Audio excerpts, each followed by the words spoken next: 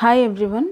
தயிர் அவல் வச்சு இந்த சம்மருக்கு ஏற்ற மாதிரி நல்லா சில்லுன்னு ஒரு ஸ்வீட் டெசர்ட் எப்படி பண்ணுறதுன்னு பார்க்கலாம். அதுக்கு நான் ஒரு கப் அளவுக்கு நல்ல மெல்லிசான அவல் எடுத்திருக்கேன். இதை வந்துட்டு ஃபஸ்ட்டு தண்ணி ஊற்றி நல்லா அலம்பிட்டு அந்த தண்ணியில் ஒரு 2 நிமிஷம் அப்படியே விட்டுறலாம். நான் மெல்லிசான அவலுங்கிறதுனால 2 நிமிஷம் மட்டும் பண்ணுறேன். சப்போஸ் உங்கள் அவல் வந்து திக்காக இருந்துச்சுன்னு சொன்னாக்கா நீங்கள் ஒரு 5 நிமிஷத்துக்கு அதை ஊற விடணும்.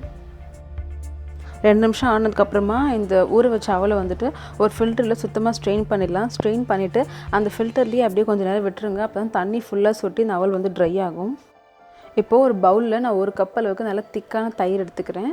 இது வந்து பீட் பண்ண தயிர் தான். இந்த தயிர் கூடவே நான் ஒரு 2 ட்ராப்ஸ் அளவுக்கு ரோஸ் எசன்ஸ் சேர்த்துக்கிறேன். White colour rose essence. அது கூடவே 3 டேபிள் ஸ்பூன் அளவுக்கு நாட்டு சக்கரை. உங்கள்கிட்ட நாட்டு சக்கரை இல்லைனாக்கா நீங்கள் வெல்லத்தை கூட சீவி சேர்த்துக்கலாம். இப்போ இது எல்லாத்தையும் ஒன்றா வந்துட்டு நல்லா ஒரு விஸ்கர் வச்சு நல்லா நுர வர வரைக்கும் பீட் பண்ணிக்கலாம். இப்போ நம்ம வடிகட்டி வச்ச அவல் பார்த்திங்கனாக்கா நல்லா உதிரியாக வந்துருச்சு.